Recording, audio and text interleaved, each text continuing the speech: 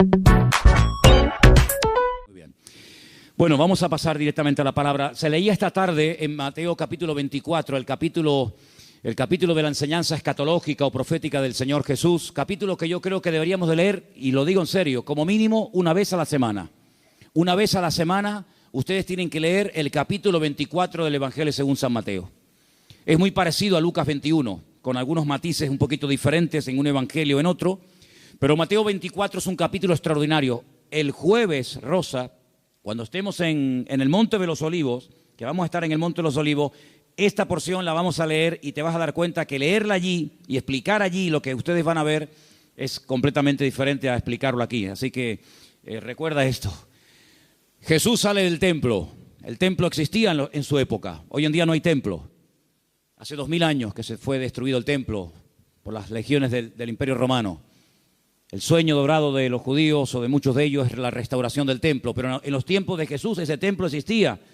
Era el centro religioso de la época, era donde estaba la presencia del Señor, donde la gente iba a adorar, donde la gente iba a cantar al Señor, a llevar sus diezmos, sus ofrendas, a alabar al Señor. Y cuando salían del templo, hemos leído esta tarde que los discípulos, como buenos judíos, se sentían muy orgullosos de ese templo, que Herodes lo había ampliado. Saben que era el segundo templo que se construyó en la época del retorno de Babilonia, cuando volvieron de Babilonia con Esdras, Nehemías, con Zorobabel, pero Herodes lo amplió y lo llenó de oro por todas partes, un templo increíble, un templo tremendo. Los romanos se quedaron sorprendidos cuando lo vieron, dijeron, los judíos son un poco tontos, construyen un templo tan grande y está vacío, no tiene ningún ídolo dentro. Es que Dios no es un muñeco que se pueda hacer de oro, de plata o de piedra, ¿verdad? Y cuando salían del templo, los discípulos le muestran al Señor las maravillas de ese templo, lo grande que era, lo enorme que era, lo hermoso que era, y el Señor les da un golpe bajo. El Señor le dice, observarlo bien, mírenlo bien, porque en menos de una generación no quedará piedra sobre piedra de este templo. Efectivamente, 37 años después de lanzar esta palabra profética, 37 años después, el templo quedó totalmente destruido hasta este momento. Desde el año 70 después de Cristo hasta este momento, no hay templo en Jerusalén. Se cumplió literalmente la palabra. Pero la palabra golpeó tanto el corazón de estos discípulos que ellos salieron del templo, bajaron todo el torrente de Cedrón, lo subieron, se van al Monte de los Olivos y allí dice uno de los evangelios que solamente 4 de los 12 se acercan al Señor y le preguntan aparte, ¿cuándo? ¿Cómo? ¿Cómo va a ocurrir todo esto? ¿Cómo que nuestro templo va a ser destruido? ¿Qué señal habrá? ¿A qué tenemos que observar? ¿Qué tenemos que fijarnos para saber que el tiempo se acerca? Entonces el Señor les da una enseñanza tremenda. Qué importante es preguntar, hermano, de verdad, ¿eh? Si no hubieran preguntado los discípulos al Señor, ¿qué señal habrá de tu venida y del fin del siglo? Nos hubiéramos perdido toda la enseñanza de Mateo 24. Por eso repito, qué importante es preguntar. Pero cuidado, no preguntar a cualquiera. No preguntar a cualquier parte, sino preguntar a la persona que te puede dar la respuesta correcta.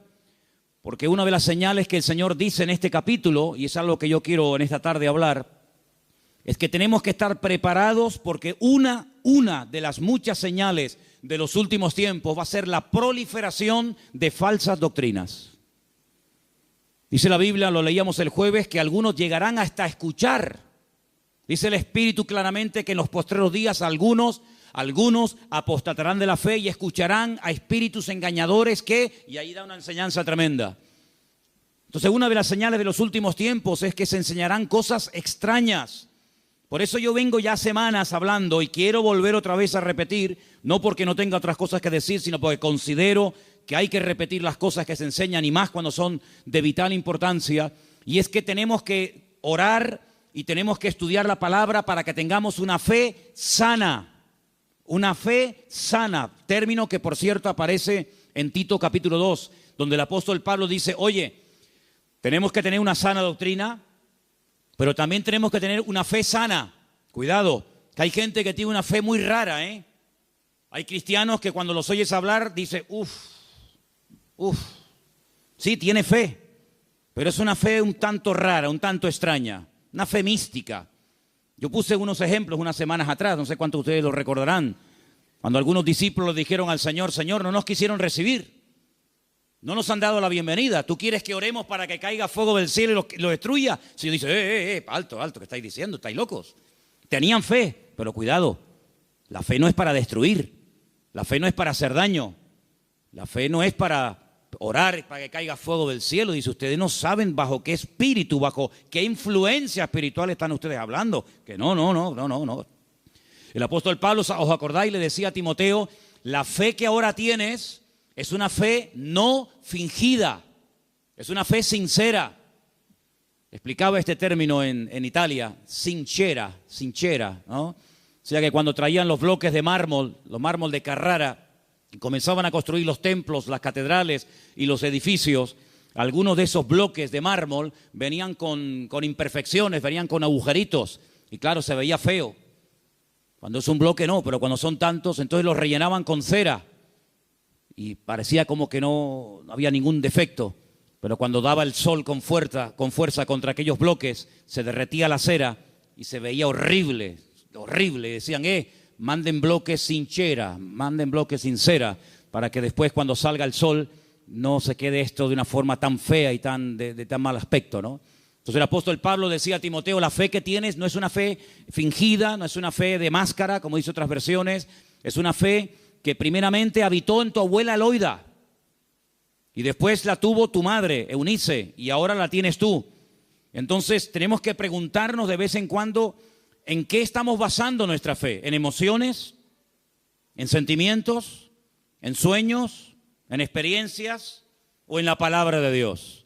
Yo me quedo sorprendido, muy sorprendido, porque de toda la vida hemos sido conocidos como el pueblo del libro.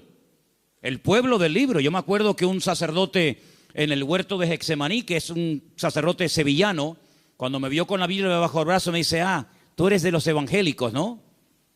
Porque ustedes siempre están con la Biblia en la mano. A mí me echó un piropo tremendo. Si pensaba que me iba a ofender, es todo lo contrario. Efectivamente, hemos sido conocidos y hay de nosotros que nos dejen de conocer por dejar de utilizar el libro, las Sagradas Escrituras, ¿verdad? Pero hay un desapego últimamente tremendo. Claro, se ha metido la gente en el mundo del internet y se ha metido en los cultos a distancia y se ha metido por aquí y por allá, que han entrado en las iglesias cosas pero muy, muy raras, muy extrañas. El jueves les conté algunas cosas que he visto ahora. He visto allí en Milán, donde he estado ahora mismo.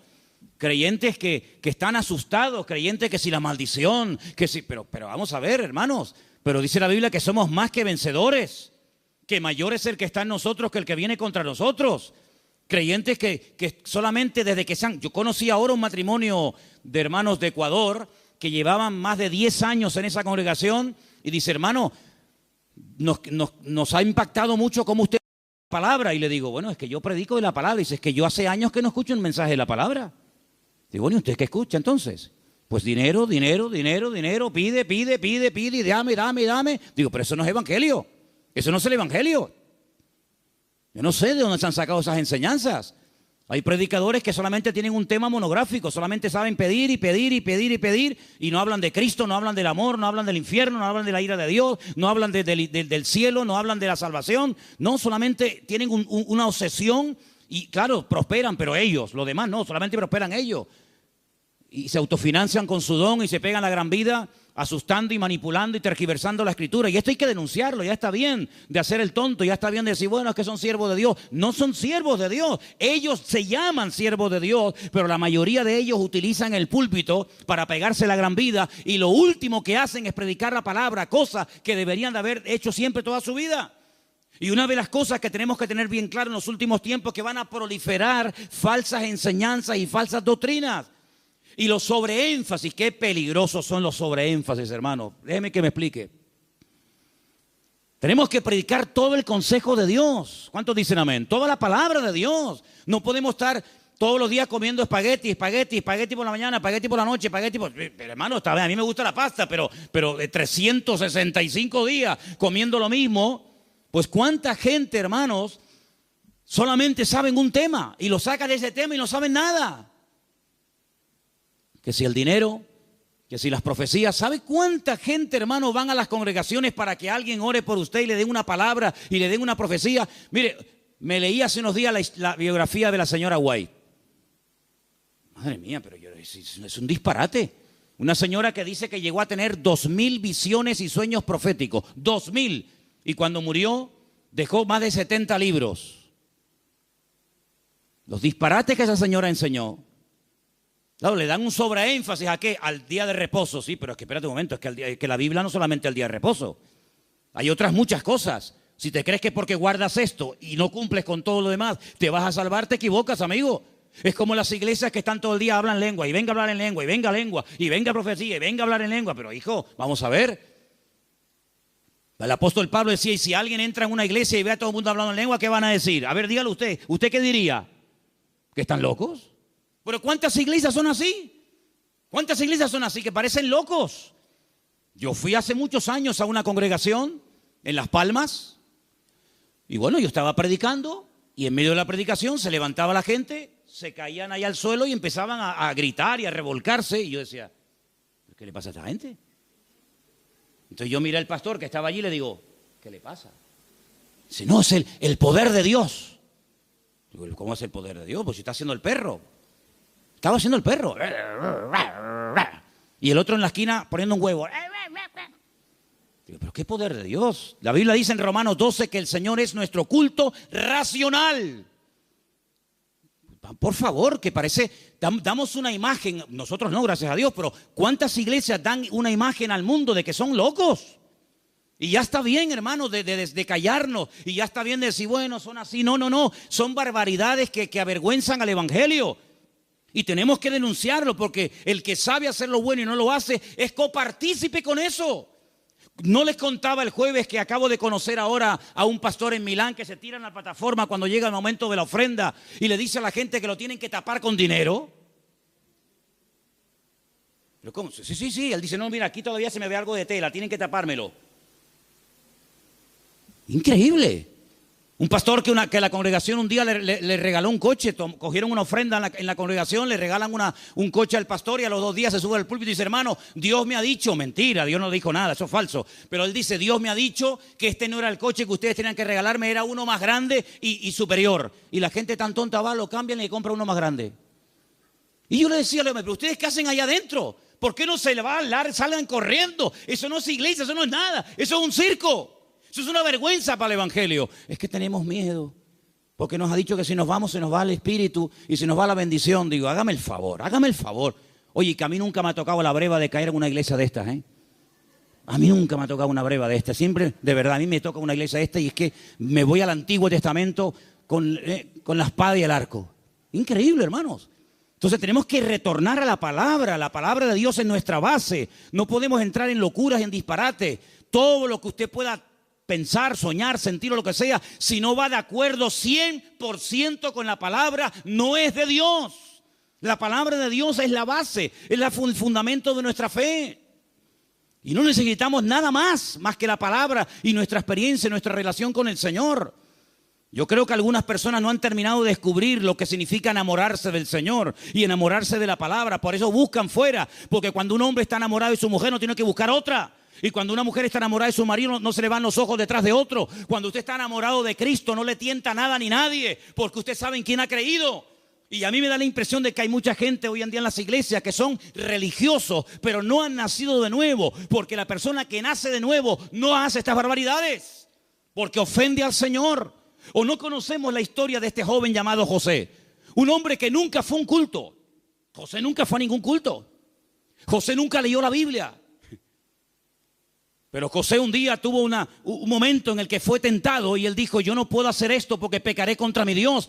Y uno dice, pero ¿cómo sabía este hombre que eso era pecado? Porque él tenía comunión con el Señor. Y cuando una persona tiene comunión con el Señor y conoce al Señor, sabe lo que le agrada y lo que no le agrada al Señor, aunque no lo hayas leído. Porque el Espíritu Santo que mora en ti te da testimonio de que eso es o no es la voluntad del Señor. ¿Cuántos dicen amén?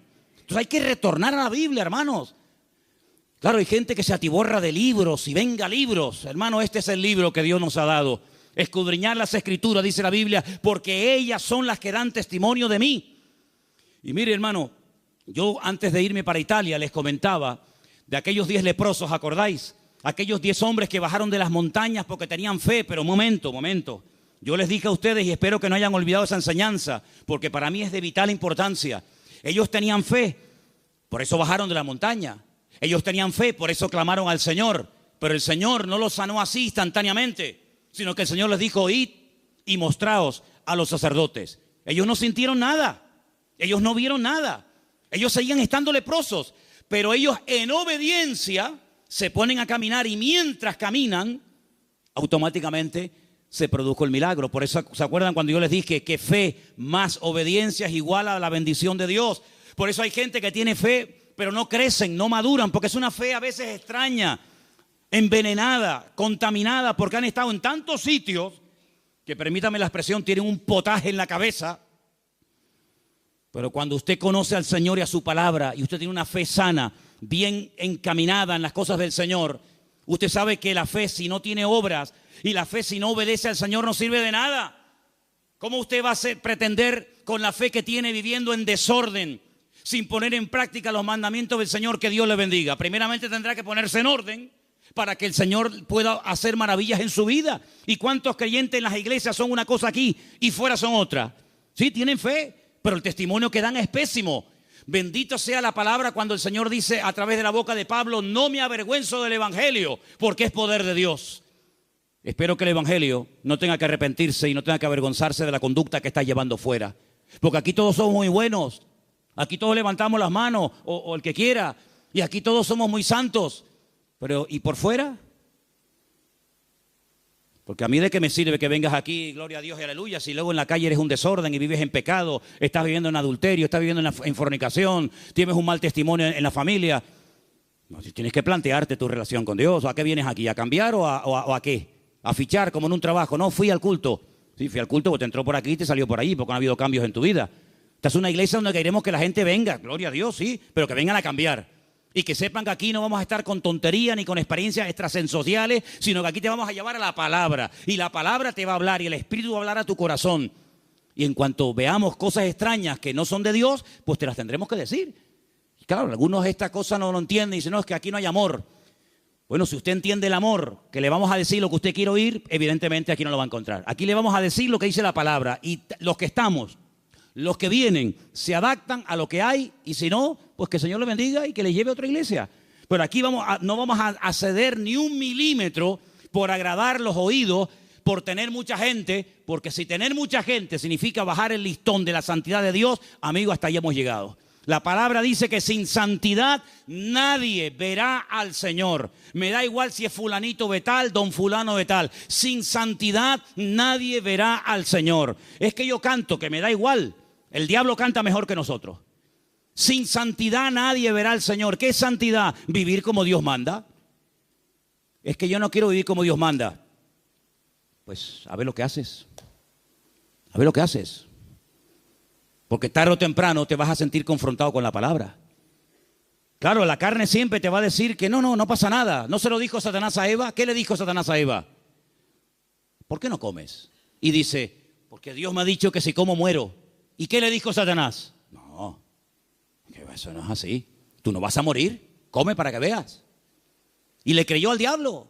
¿Y cuántas veces creemos que Dios está equivocado, que es injusto con nosotros, cuando la palabra del Señor nos dice que en los últimos tiempos el enemigo va a ser tan sutil que muchas veces le va a permitir a la gente tener esa falsa seguridad de creer que estoy en desorden y en pecado, pero Dios me va a bendecir igual? No, mi amigo.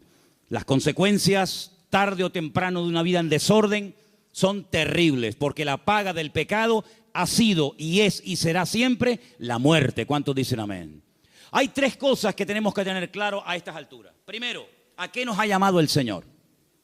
¿A qué nos ha llamado el Señor? ¿Tú sabes la tranquilidad que tú tienes en tu corazón cuando tú sabes a lo que te ha llamado y a lo que no te ha llamado el Señor?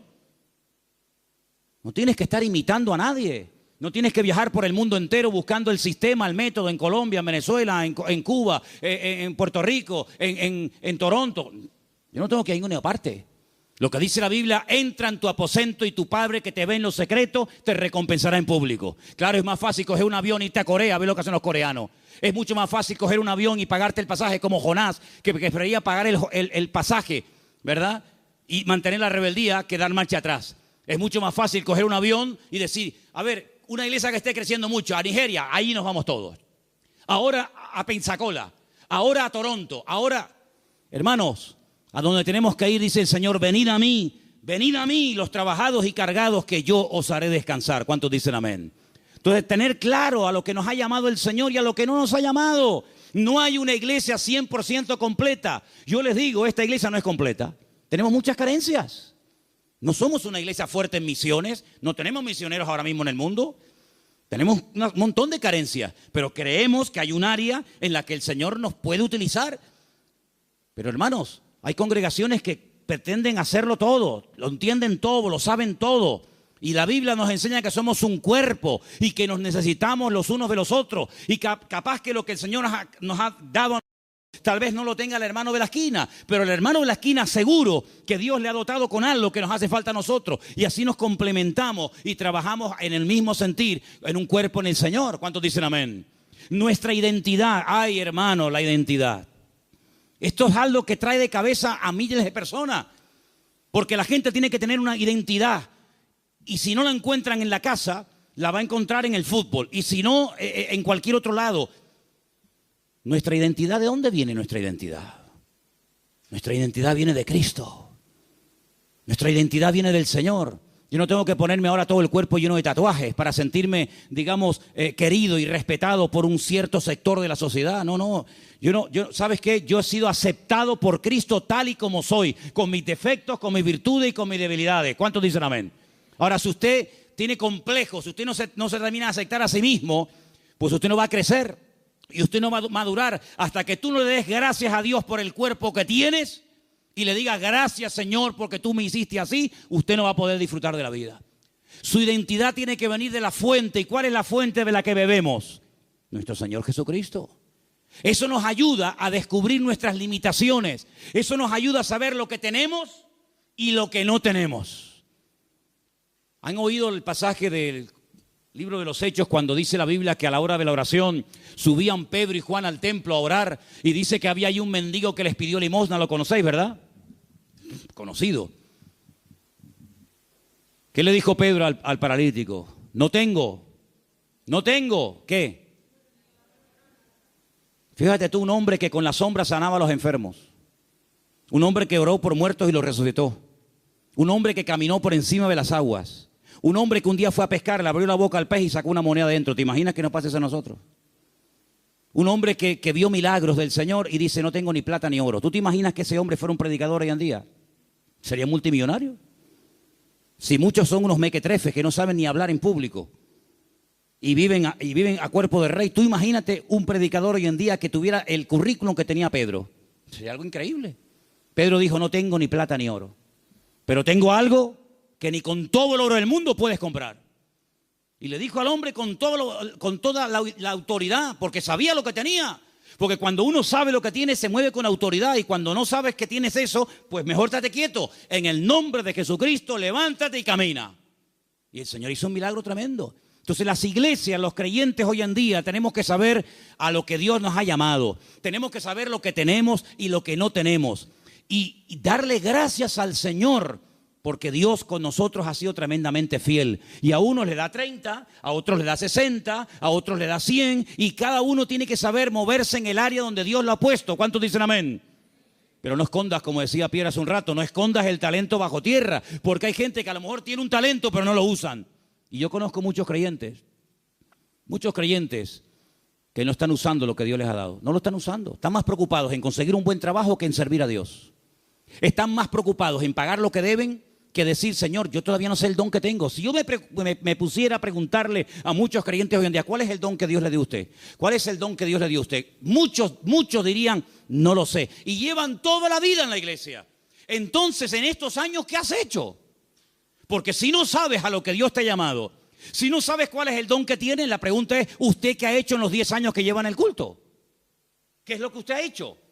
Queridos hermanos, es el tiempo de que le preguntemos honestamente al Señor, y está el año a punto de terminar, Señor, ¿en qué área tú quieres utilizar mi vida? Porque el Señor tiene grandes sorpresas para todos y para cada uno de nosotros. ¿Cuántos dicen amén? Ahora, hermano, escúcheme una cosa. Dios quiere que crezcamos en todas las áreas. Como dije antes, el sobreenfatizar algo, el crecer demasiado en un área, olvidándonos de otras, lo que produce son monstruos. Hay gente que le da un énfasis tremendo a la oración. Y claro, la oración es muy importante, hay que orar, claro que sí. Pero no tienen ni papa, no tienen ni idea de la Biblia. Por otra parte, hay gente que está todo el día con la Biblia, leyendo, memorizando y estudiando, pero nunca oran. Luego, tenemos que crecer con un equilibrio, de tal manera que no seamos como un monstruo que crece mucho en un área, pero nada en otro área. Y tenemos que dedicarle tiempo al Señor a decir, Señor, yo quiero crecer espíritu, alma y cuerpo, como dice la palabra. ¿Cuál fue el último libro que leíste? Sin contar la Biblia.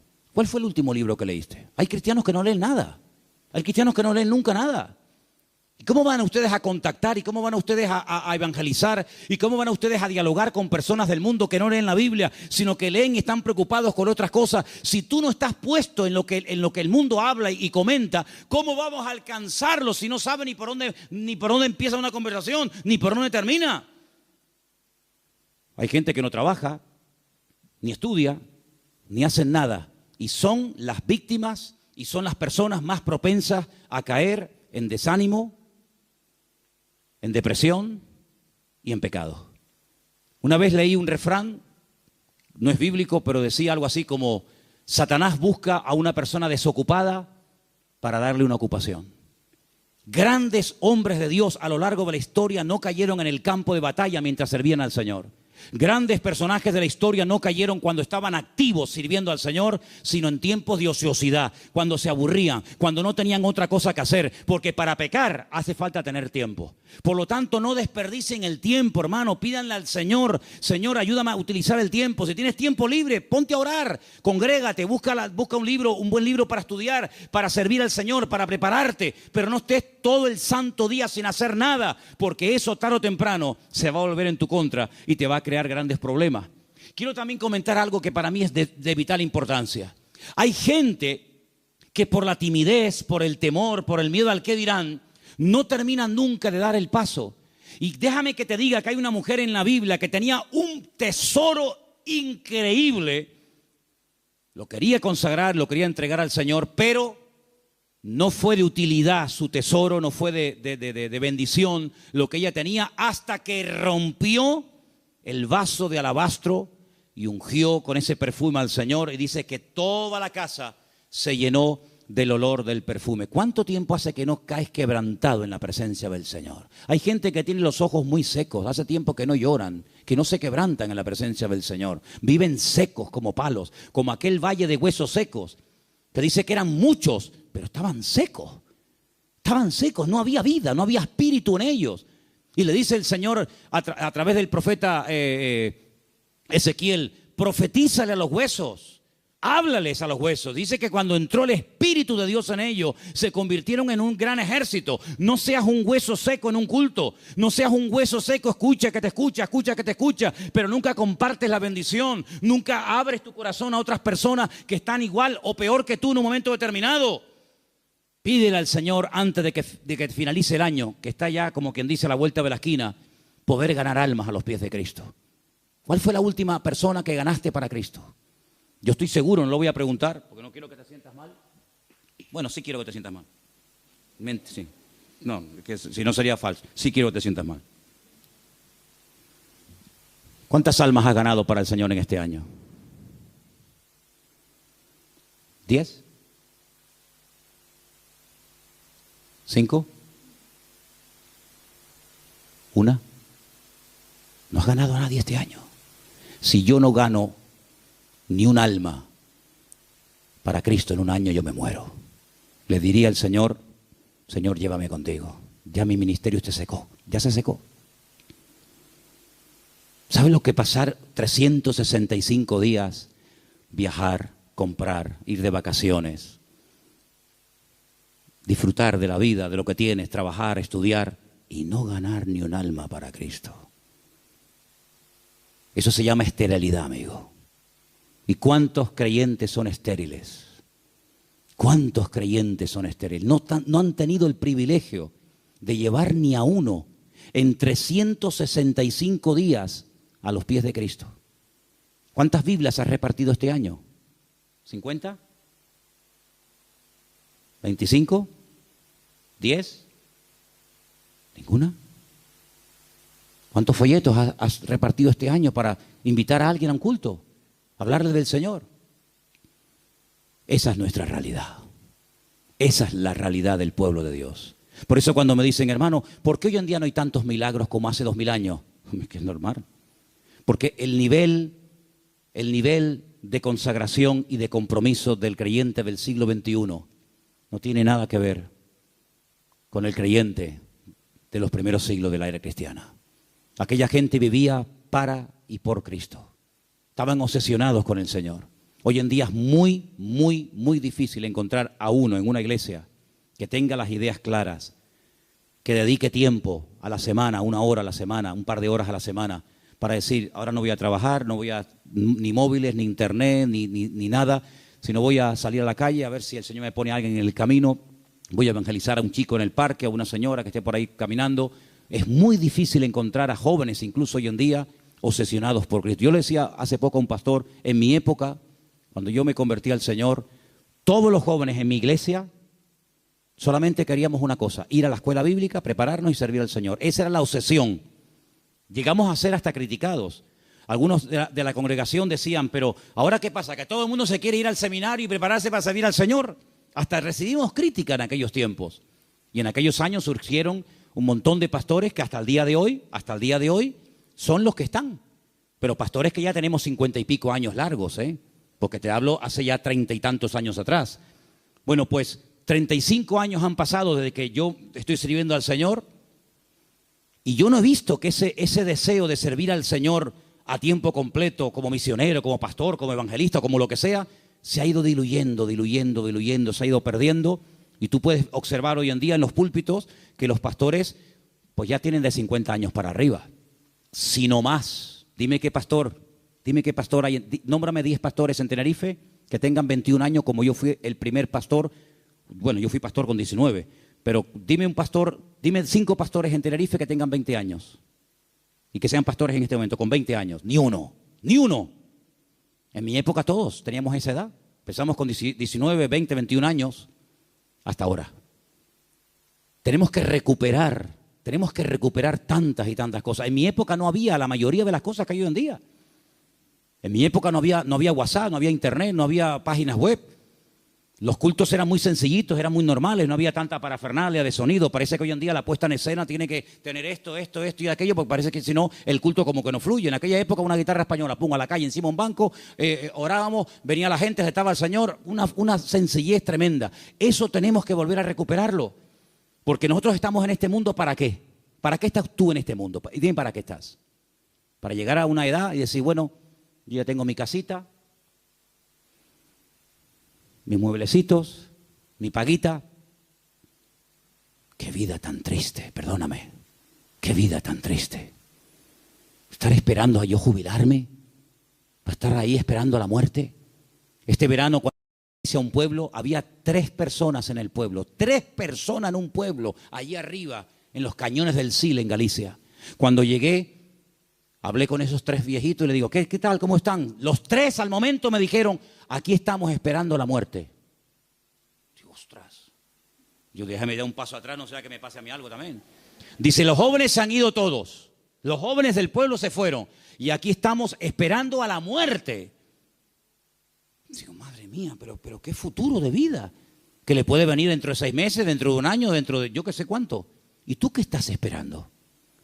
Si tú pudieras hoy tocar un botón y apretando ese botón consiguieras lo que tú tanto quieres tener en la vida, ¿qué sería lo que tú más anhelas tener? ¿Pasa ese botón por agradar y honrar al Señor? Yo quiero que en esta noche nos hagamos estas preguntas, hermanos. ¿Qué estamos haciendo con nuestras vidas? ¿Qué estamos haciendo con nuestra vida? ¿Sabes? Hace unos días pensaba lo mismo que llevo años pensando. Se nos ha ido otra vez el año. Hoy es 20, ¿no? 20 de noviembre. Pero sí que parece que el otro día estábamos en el retiro con el pastor Antonio en el Puerto de la Cruz. Y yo me acuerdo que el otro día tuvimos el retiro donde hablábamos de Amalek. ¿Se acuerdan? ¿Cómo puedes pasar tanto tiempo? Y el campamento de jóvenes ya pasó. Y las vacaciones de verano se fueron. Otro invierno más. Y ahora, este mes, así, volando, llega diciembre y otro año más. Hermanos, algo tiene que cambiar en nuestras vidas. Te tienes que replantear tu tiempo, tu vida, tu juventud, tu matrimonio, tu familia de una forma diferente. Tú no puedes ser un parásito en una iglesia. Tú no puedes ser una persona ahí sentada 1 año, 2 años, 4 años, 5 años, 10 años, 30 años. Uy, se murió el hermano. Señor, toma, te lo mandamos, otro para arriba. No, hermano. Sea una oveja productiva. Involúcrese en las cosas del Señor. Tenga ilusión por las cosas del Señor. Y yo creo que si nosotros verdaderamente buscamos al Señor de todo corazón, hay tantas cosas que podemos hacer todavía para el Señor. Yo, hermano, yo tengo más ganas de servir al Señor que nunca. Pero yo no quiero que esta iglesia sea un freno para mi vida. Yo no quiero que esta iglesia se convierta en un tapón para mí. Yo tengo mucho más visión que estar aquí. Y yo estoy plenamente convencido de que el mundo, no Tenerife, el mundo nos está esperando. Y el Señor tiene gente aquí que puede utilizar de una forma tremenda. Pero somos nosotros los que tenemos que decir, Señor, cuenta conmigo. Porque quiero terminar diciendo algo. La noche que el Señor Jesucristo sabía que iba a ser entregado, dijo algo tremendo. Dijo, Padre, pasa de mí esta copa. Mas no se haga mi voluntad, sino la tuya. ¿Y saben cuál era la voluntad del Padre en ese momento? Que lo mataran. Es increíble. El año que viene va a ser un año muy interesante. Créanme, va a ser un año tan interesante. Porque ya empezaron los dolores de parto, pero los dolores de parto no duran siempre. No, hermana, yo no entiendo mucho de esto, yo nunca he parido, ¿no? Pero más o menos hablo de la teoría. Los dolores de parto están ahí, pero llega un momento que se acabó el dolor, nace el chiquillo y ya está. Bien. Llevamos años con dolores de parto. Europa ya lleva años en dolores de parto. España ni te cuento. España yo creo que le van a tener que hacer una cesárea dentro de poco. Porque no hay forma de que salga el chiquillo, ¿vale? Estamos con dolores de parto hace mucho tiempo. El año que viene van a salir muchas cosas, van a parir muchas cosas que se han ahí retenido con dolor. Bien. Estoy recibiendo llamadas de Estados Unidos.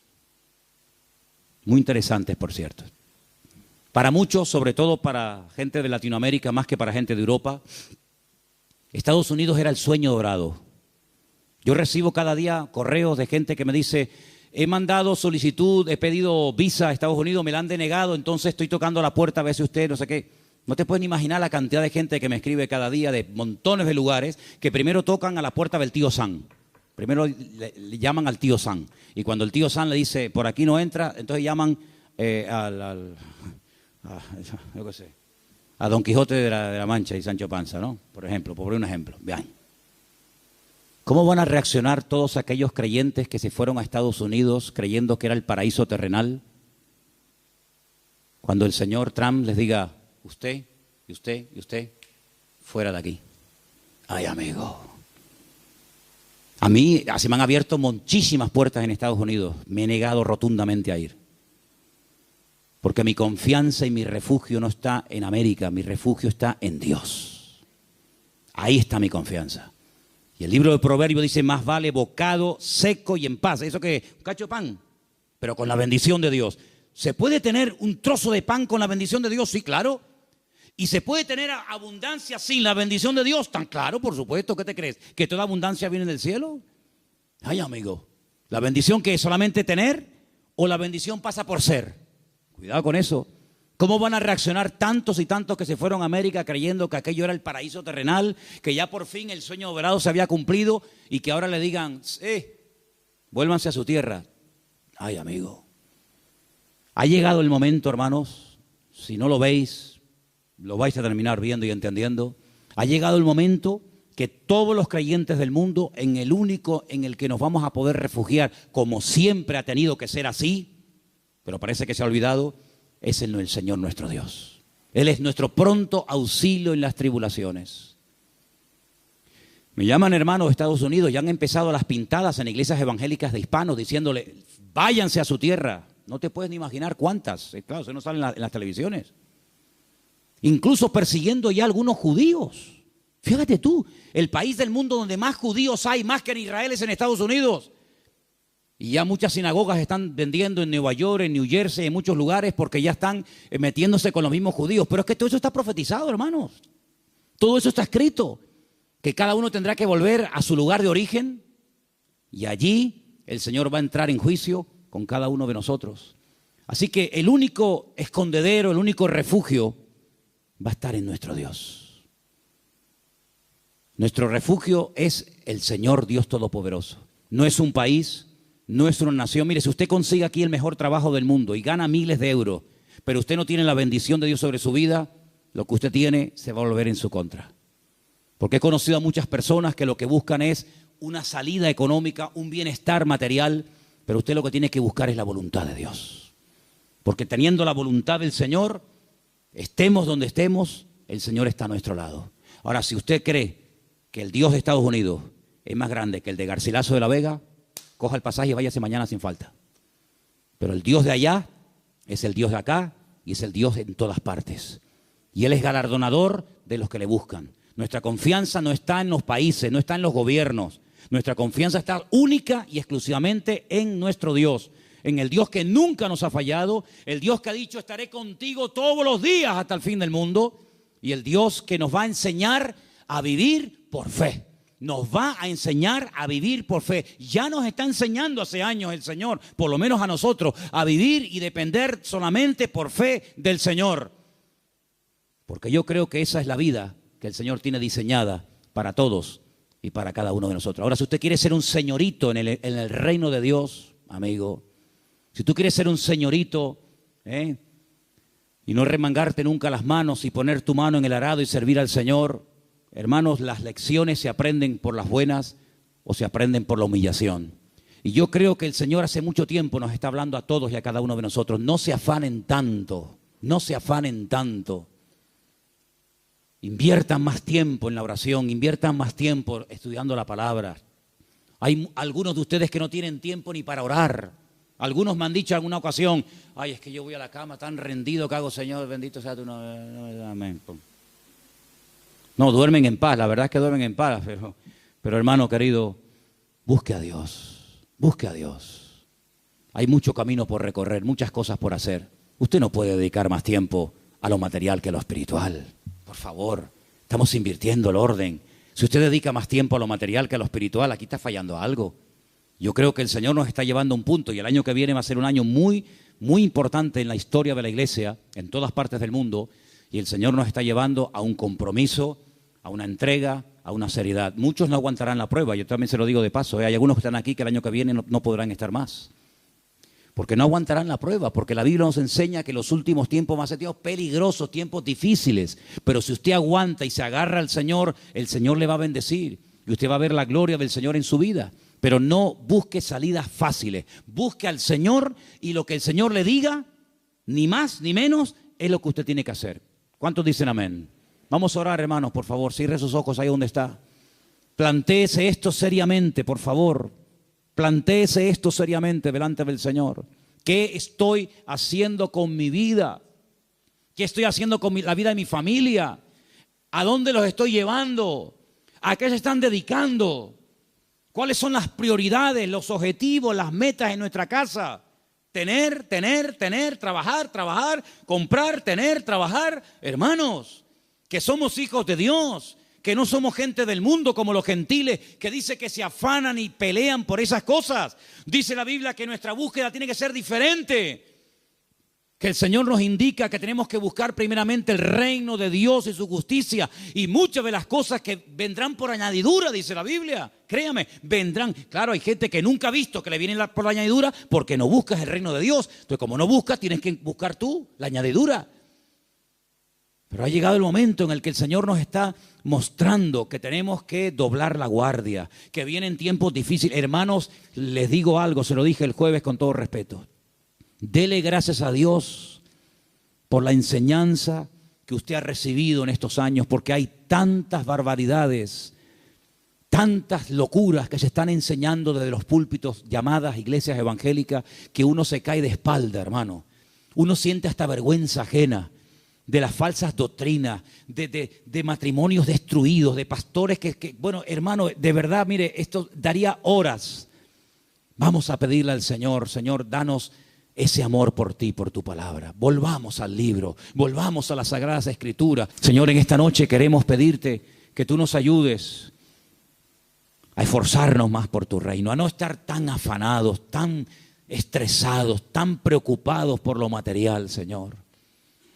Señor, tú nos has enseñado un modelo de vida diferente. Tú nos has enseñado a depender de ti. Tú nos has enseñado, Señor, a creer en tus promesas, en tu bendita palabra. Y yo te pido, Señor, en el nombre bendito de Jesús, que nos ayudes a aprender las cosas de buena manera, a ser adoradores en espíritu y en verdad, a ser estudiantes serios de tu palabra, Dios mío, que no nos atraigan las cosas de este mundo. Señor, que podamos marcar una diferencia en este mundo enfermo que te ha dado la espalda hace tanto, tanto tiempo, Señor. Levanta jóvenes de esta iglesia con pasión, con fuego, por las almas perdidas, Señor. Verdaderamente a familias enteras que decidan servirte. Familias enteras, que la prioridad en su vida sea buscarte a ti por encima de todas las demás cosas. Quita de nosotros el afán, Señor, el miedo al futuro, el miedo a lo que va a pasar, Señor.